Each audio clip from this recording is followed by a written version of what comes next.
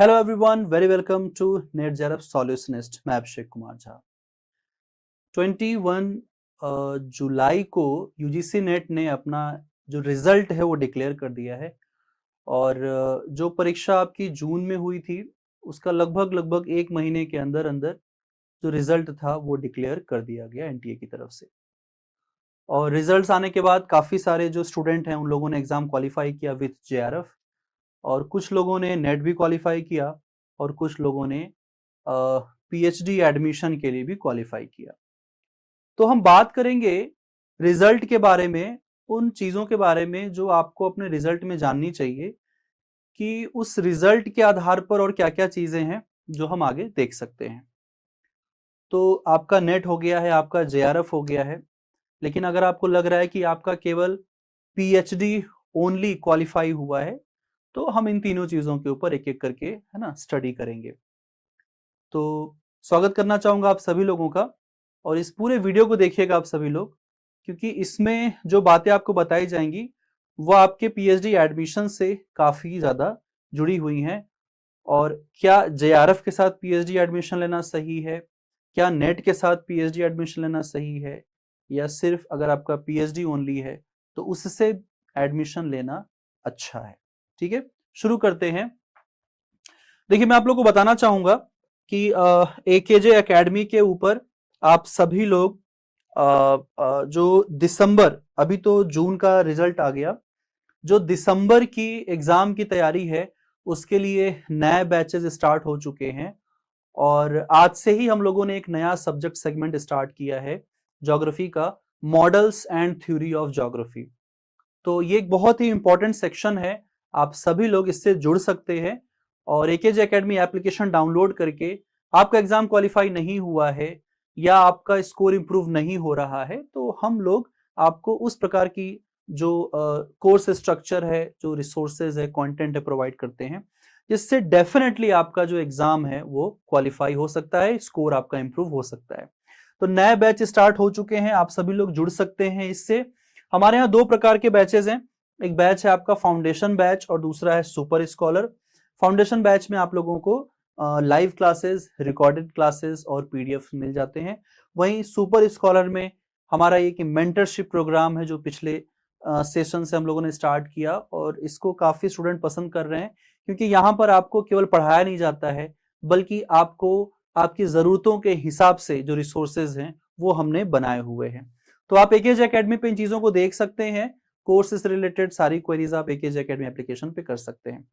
मैं आप लोग को लेकर के चलना चाहूंगा डिस्कशन के उस पार्ट पे जहां, अगर आप लोग देखिए, ये रिजल्ट है ना, एक स्टूडेंट का रिजल्ट है, मैं दिखा नहीं सकता आपको, बट मैं इतना दिखाऊंगा कि जितनी हमें जरूरत है। आप देखिए, इन स्टूडेंट ने अप्लाई किया था इस एग्जाम में, है ना, अप्लाई किया था असिस्टेंट प्रोफेसर जेआरएफ यानी कि जूनियर रिसर्च फेलोशिप और पीएचडी ओनली के लिए। देखिए, पिछले एग्जाम में लास्ट ईयर एनटीए ने 3 कैटेगरी इंट्रोड्यूस की। 3 कैटेगरी इस पूरे परीक्षा में, पहले सिर्फ 2 ही कैटेगरी में होता था। पहले जो परीक्षाएं होती थी वो 2 कैटेगरी में होती थी। एक होता था जूनियर रिसर्च फेलोशिप, जेआरएफ जिसको हम कहते हैं, और दूसरा होता था नेट के लिए यानी कि नेशनल एलिजिबिलिटी टेस्ट के लिए होता था। लेकिन लास्ट ईयर जो है एक नई कैटेगरी इंट्रोड्यूस की गई। ये जो कैटेगरी थी, इसमें एनटीए ने ये कहा कि जो पीएचडी ओनली जो कैटेगरी हम इंट्रोड्यूस कर रहे हैं, उस कैटेगरी के अकॉर्डिंगली जो भी विद्यार्थी किसी भी संस्था में, कॉलेज में, यूनिवर्सिटी में एडमिशन लेना चाहते हैं पीएचडी के लिए, डॉक्टरेट के लिए, तो अलग अलग संस्थाएं जो होती थी वो अलग अलग अपने एंट्रेंस एग्जामिनेशन करवाते थे। तो इससे काफी बोझ पड़ता था उनके ऊपर। उस बोझ को कम करने के लिए, प्लस एक सेंट्रलाइज्ड सिस्टम बनाने के लिए, ये तीसरा जो सेक्शन है वो ऐड किया गया पिछले साल।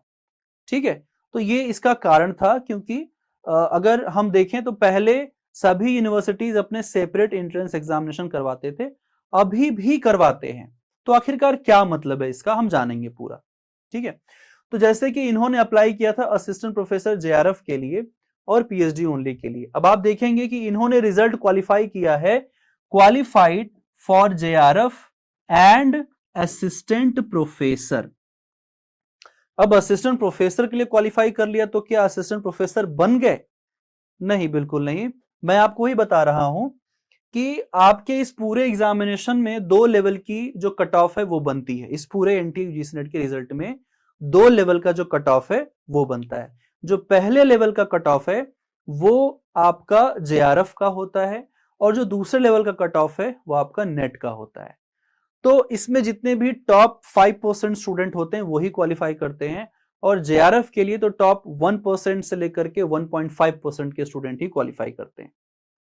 जब आपका जेआरएफ हो जाता है तो आप एलिजिबल हो जाते हैं गवर्नमेंट के द्वारा नेशनल फेलोशिप पाने के लिए।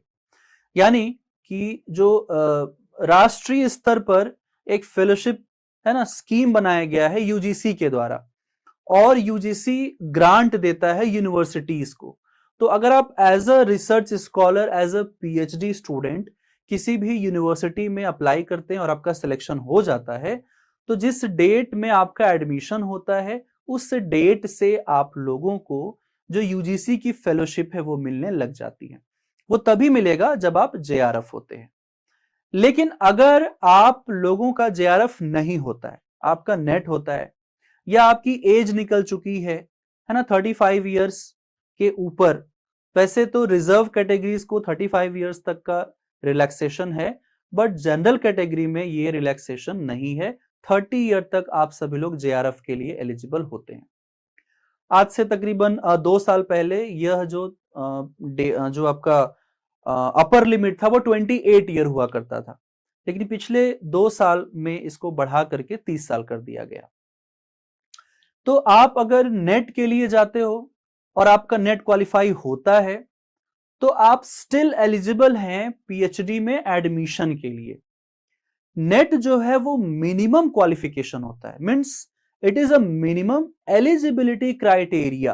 किसी भी यूनिवर्सिटी में किसी भी कॉलेज में अगर आप पीएचडी के लिए एडमिशन है ना जाते हो तो आपके पास मिनिमम पात्रता जो है वो नेट की होनी चाहिए थी। ये लास्ट ईयर तक था। लेकिन लास्ट ईयर जो नया जो नियम लाया गया उस नियम के अंतर्गत ये देखिए दूसरे स्टूडेंट का है ना।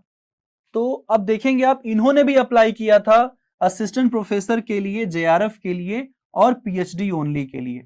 लेकिन इनका ना तो जेआरएफ में हुआ और ना ही जो नेट के लिए है उसमें भी असिस्टेंट प्रोफेसर उसके लिए भी नहीं हुआ। इनका जो सिलेक्शन हुआ है वो हुआ है qualified for admission to PhD only. यानी कि इन्होंने 3 कैटेगरी में अप्लाई जरूर किया था लेकिन जो कट ऑफ बनी है उस कट ऑफ में ये केवल पीएचडी ओनली के लिए क्वालिफाई कर पाए हैं। तो अब मैं आप लोग को बताना चाहूंगा कि इस पीएचडी ओनली का मतलब क्या है। जहां हमने पहले वाले रिजल्ट में देखा कि आपका जो पीएचडी असिस्टेंट प्रोफेसर के लिए आप क्वालिफाई करते हैं तो आप एलिजिबल हैं।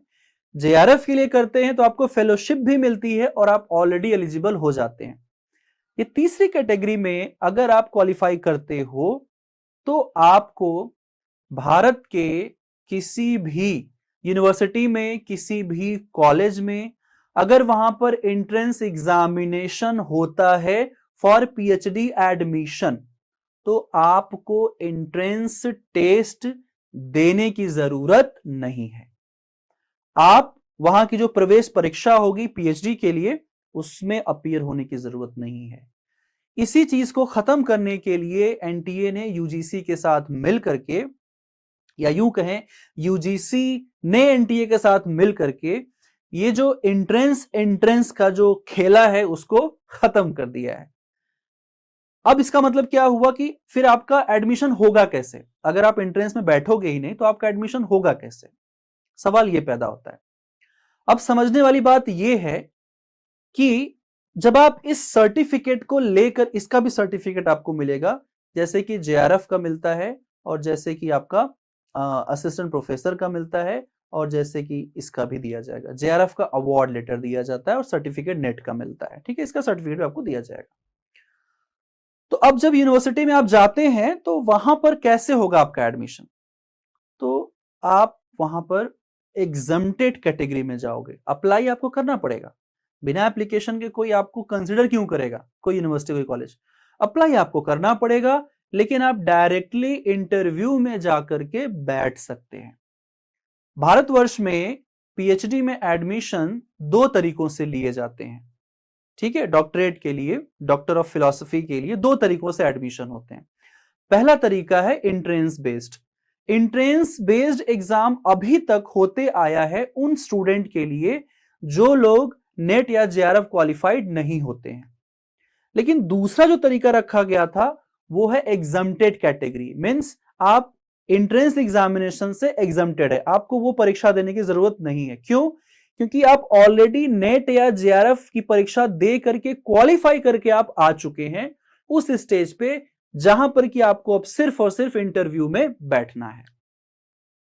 तो अब आप इंटरव्यू में बैठेंगे, इंटरव्यू में दोनों लोगों को बैठना है, जो एग्जम्प्टेड कैटेगरी के थे और जो एंट्रेंस एग्जाम क्वालिफाई करके आए हैं वो लोग भी, दोनों बैठेंगे इंटरव्यू में। लेकिन जो लोग क्वालिफाइड होते हैं नेट या जेआरएफ, उनको एंट्रेंस देने की जरूरत नहीं है।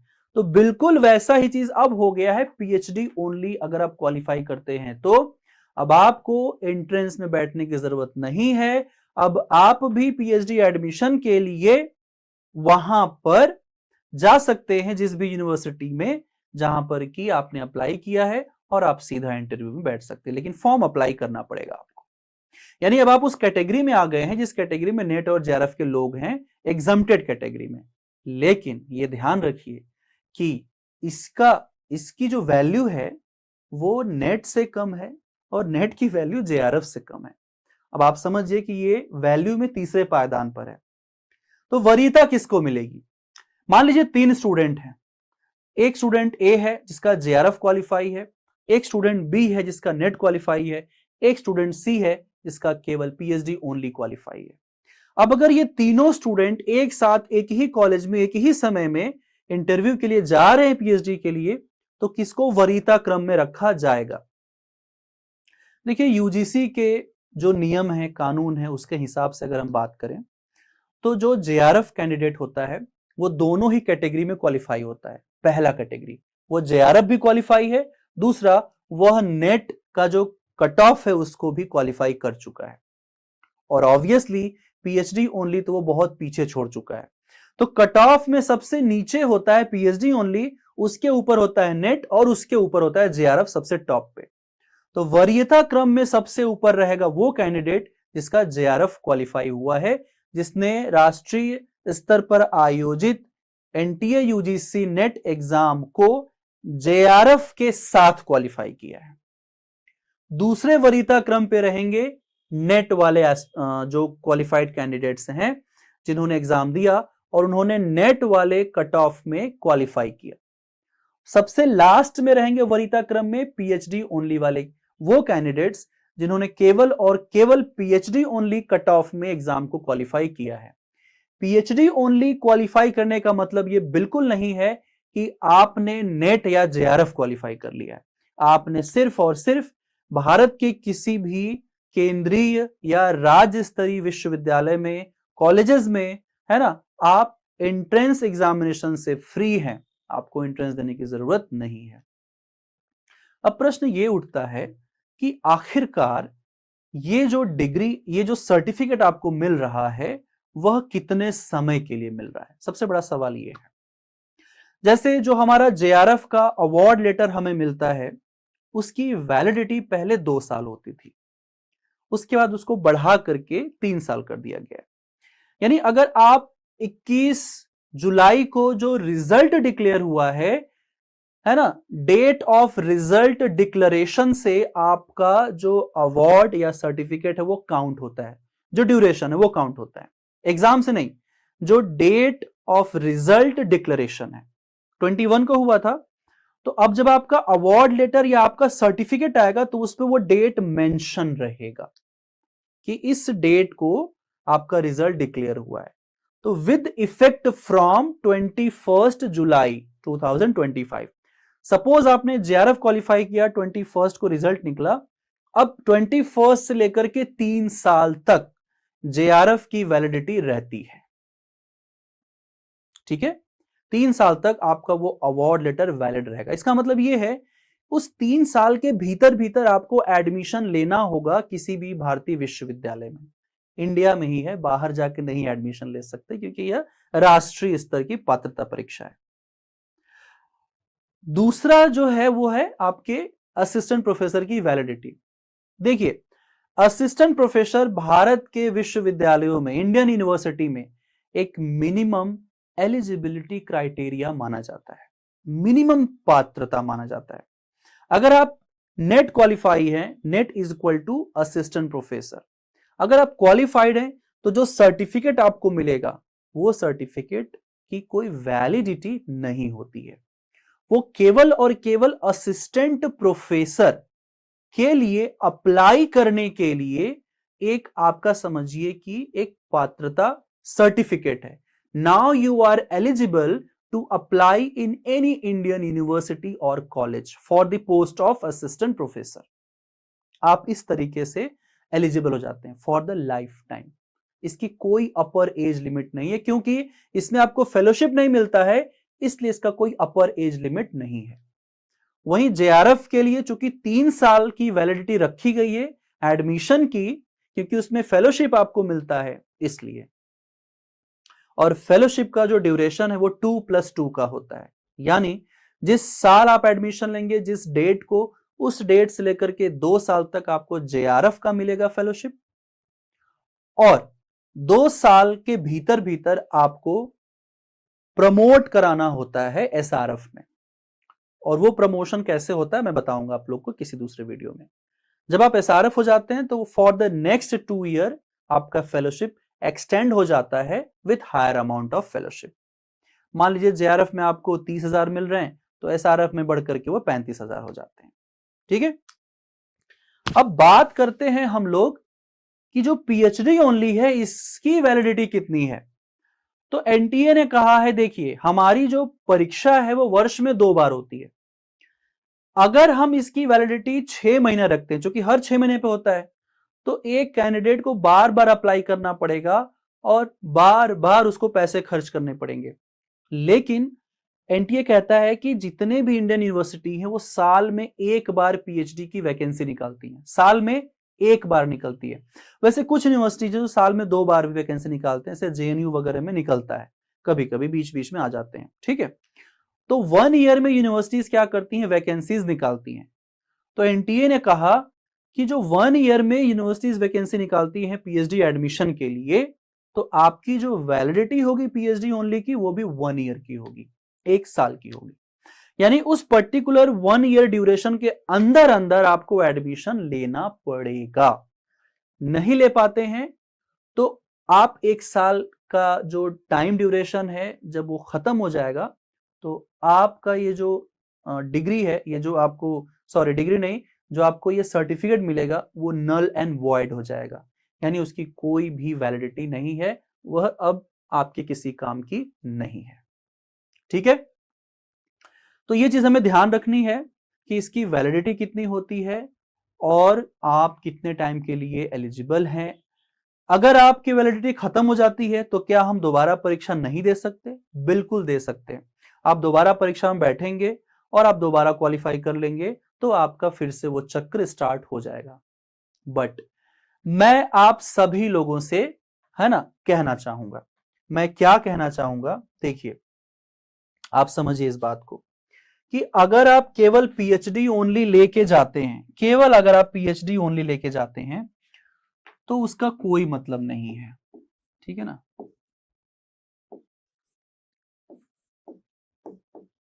पीएचडी ओनली लेके जाते हैं, मैंने कहा कि वरीयता क्रम में ये सबसे नीचे होता है, 3rd पे होता है, तो आपको कभी भी वरीयता मिलेगी ही नहीं एडमिशन के time. Always try to qualify JRF, ये आपकी पहली प्राथमिकता होनी चाहिए। जेआरएफ, है ना, ये आपका फर्स्ट प्रायोरिटी होना चाहिए, क्वालिफाई करिए जेआरएफ। जेआरएफ का जो एज लिमिट है मैंने आपको बताया पहले भी, वह 30 ईयर है। जेआरएफ का एज लिमिट 30 ईयर है और ये जनरल कैटेगरीज के लिए है। ठीक है, यानी जनरल भी कौन से, मेल।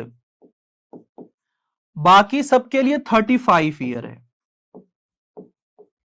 35 ईयर तक आप प्रयास कर सकते हैं। इसमें सभी रिजर्व कैटेगरी, रिजर्व्ड कैटेगरी, ठीक है, इंक्लूडिंग जनरल फीमेल। अगर आप सामान्य भर्ती हैं और आप महिला या लड़की हैं तो आपको भी 35 साल की छूट मिलती है। 35 साल के अंदर अंदर आप जेआरएफ कभी भी क्वालिफाई करिए। आपकी पहली प्राथमिकता होनी चाहिए जेआरएफ, ठीक है, क्योंकि जेआरएफ के साथ साथ देखिए बहुत सारे बेनिफिट जुड़े हैं। अगर आप जेआरएफ होते हो तो कितने बेनिफिट जुड़े हुए हैं इससे। अगर आप जेआरएफ हो जाते हैं तो सबसे पहले तो क्या होता है, आपको मिलता है फेलोशिप। फेलोशिप आपको जनरली देखिए डिपेंड करता है सिटी के ऊपर भी। इसमें आपको आपका जो फेलोशिप होता है प्लस एचआरए आपको मिलता है। अब एचआरए 4000 5000 भी हो सकता है, 2000 भी हो सकता है। फेलोशिप जनरली आपको जो अमाउंट मिलेगा वो कम से कम अभी इस वक्त आप मान के चलिए कि लगभग 30 से लेकर के 35 के बीच में आपको मिलेगा, ठीक, जेआरएफ के फायदे। दूसरा, आप वरीयता क्रम में फर्स्ट रहोगे, हमेशा आपको फर्स्ट प्रायोरिटी दी जाएगी। पीएचडी एडमिशन में, असिस्टेंट प्रोफेसर की नियुक्ति में भी, असिस्टेंट प्रोफेसर के लिए भी आप जाते हैं तो आप अगर जेआरएफ हैं तो आप ऑलरेडी नेट भी क्वालिफाई हैं, ठीक है, तो आपको हमेशा प्रथम वरीयता दी जाएगी, राइट। तीसरी जो इसकी सबसे बड़ी खासियत है वो ये है कि आप कभी भी अगर एपीआई इंडेक्स काउंट होगा, एपीआई मतलब एकेडमिक परफॉर्मेंस इंडेक्स, मैं बहुत डीप में नहीं जाऊंगा। एकेडमिक परफॉर्मेंस इंडेक्स जो है वो आपके टोटल एकेडमिक्स के मार्क्स को ऐड करके बनाया जाता है। अक्सर करके जो यूनिवर्सिटीज होती हैं, जब वहां पर अपॉइंटमेंट होता है या स्टेट अगर अपॉइंटमेंट करवाती है तो जेआरएफ कैंडिडेट्स जो क्वालिफाइड होते हैं उनको एक्स्ट्रा मार्क्स मिलते हैं। सपोज अगर आप नेट क्वालिफाई हो तो आपको 5 नंबर मिलेंगे, तो जेआरएफ वालों को एपीआई में हमेशा एक्स्ट्रा मार्क्स मिलते हैं। आपको 7 नंबर मिल सकता है, आपको 8 नंबर मिल सकता है, 10 मिल सकता है, जैसे मार्क्स निर्धारित किए गए हों उस स्टेट या उस यूनिवर्सिटी के द्वारा। इसके 3 बड़े बेनिफिट ये हैं, 3 सबसे बड़े बेनिफिट हैं, और हिडन बेनिफिट्स तो बहुत सारे हैं, ठीक है। जेआरएफ के बाद एसआरएफ हो जाओगे आप। सोसाइटी में जो लोग जेआरएफ या एसआरएफ होते हैं और रिसर्च स्कॉलर होते हैं, उनको ना थोड़ा डिफरेंट तरीके से कहीं ना कहीं जरूर वैल्यू दिया जाता है, राइट। मैं ये नहीं कह रहा कि बाकी को नहीं मिलता है जो जेआरएफ नहीं है, पीएचडी कर रहे हैं, नहीं, लेकिन एक थोड़ा वेटेज मिलता है यहाँ पे, ठीक है। नेट करके आप केवल जाते हो तो नेट तो आपका लाइफ टाइम वैलिडिटी है, बट वरीयता क्रम में आप दूसरे नंबर पे रहोगे और पीएचडी ओनली तीसरे नंबर वरीयता क्रम पे रहेंगे। तो है ना, इस पूरे वीडियो का सार ये है कि आप लोगों को अपना जो एग्जाम है, अगर आपकी एज है अभी, तो ट्राई ओनली फॉर जेआरएफ, केवल जेआरएफ के लिए ट्राई कीजिए। इससे नीचे कोई भी चीज मंजूर नहीं है, एक्सेप्ट मत करिए उसको, ठीक है। और इसमें पूरी तैयारी कराने में हम आपकी हेल्प करेंगे। आपका एंड टू एंड जो भी आपको पढ़ना है सारा रिसोर्स हम प्रोवाइड करेंगे, ठीक है। कंप्लीट रिसोर्स हिंदी में और कंप्लीट रिसोर्स इंग्लिश में। हम एकमात्र ऐसे चैनल है इंडिया के जो आपको बाइलिंगुअल क्लासेस, एकमात्र प्लेटफॉर्म जो आपको बाइलिंगुअल क्लासेस स्लाइड्स में पढ़ाते हुए यूज करते हैं। बाइलिंगुअल यानी कि हिंदी और इंग्लिश दोनों एक साथ एक स्लाइड पे। बाइलिंगुअल क्लासेस भी होती हैं, बाइलिंगुअल नोट्स आपको मिल जाएंगे हिंदी में और इंग्लिश में, है ना। आपका कंप्लीट रिसोर्स पैकेज है एकेजे एकेडमी पे। एडिशनली हम आपको टेस्ट सीरीज भी देते हैं, राइट। इसके अलावा आपको मेंटरशिप प्रोग्राम भी मिलता है। आप अपनी प्रिपरेशन के किसी भी स्टेज में होंगे, हम आपको वहां से उठा करके आगे बढ़ाएंगे और आपके अंदर इंप्रूवमेंट होगा, इस चीज की गारंटी एकेजे एकेडमी खुद लेता है। इंप्रूवमेंट हम करा के रहेंगे। आप अपने प्रिपरेशन के किसी भी स्टेज में हो, आप अपने लाइफ के किसी भी स्टेज में हैं, आप मैरिड हो, शादी हो गई है, आप जॉब कर रहे हैं, पढ़ाई नहीं कर पा रहे हैं, टाइम मैनेज नहीं कर पा रहे हैं, आपकी पढ़ाई छूट गई है, आप पीएचडी कर रहे हैं, हम मैनेज करेंगे आपके टाइम को, राइट। तो इसीलिए एकेजे एकेडमी प्लेटफॉर्म पे नए बैचेस स्टार्ट हो चुके हैं, आप सभी लोग जुड़ सकते हैं हमारे दिसंबर सेशन के लिए, दिसंबर 2025 के लिए और जून 2026 के लिए। 6 मंथ और 12 मंथ सेगमेंट में कोर्सेज जो है यहाँ पे चल रहे हैं। मैं यहाँ पर अपना कोर्स बेचने नहीं आया हूं, मैं आप लोग को ये बताने आया हूं कि अगर आप पढ़ाई कर रहे हैं तो टाइम के साथ कीजिए, क्योंकि कंपटीशन बढ़ रहा है। आज से 3 साल पहले कैंडिडेट 7 लाख अप्लाई करते थे, अब 10 लाख से ज्यादा कैंडिडेट्स अप्लाई कर रहे हैं। यानी टोटल नंबर ऑफ जो स्टूडेंट है वो बढ़ते जा रहे हैं, भीड़ बढ़ रही है, और उस भीड़ में वही व्यक्ति भेड़ चाल से जो अलग रहेगा वही आगे बढ़ पाएगा। तो थैंक यू सो मच आज के वीडियो में बने रहने के लिए। जल्दी ही हम लोग यहाँ पे क्लासेस स्टार्ट करने वाले हैं दिसंबर के लिए भी। सबसे पहले मैं एनालिसिस क्लास लेकर के आऊंगा और छोटे छोटे वीडियोस आप लोग के लिए लेकर के आता रहूंगा इसी तरीके से, ठीक है। एकेजे एकेडमी फैमिली में आप सभी लोग का स्वागत है। बहुत सारी फ्री क्लासेस वहां पर हो रखी हैं, आप वो फ्री क्लासेस भी देख सकते हैं। और बहुत ही जल्दी मैं एक अनाउंसमेंट करने वाला हूं जिसका फायदा आप सभी पूरी यूट्यूब कम्युनिटी को भी मिलने वाला है, ठीक है। बहुत फायदा आप लोग को मिलेगा उसमें, और आप लोग भी उस चीज को एंजॉय कर पाएंगे, राइट। तो मिलते हैं अपने अगले वीडियो में, तब तक अपना ध्यान रखिए, ख्याल रखिए। Thank you.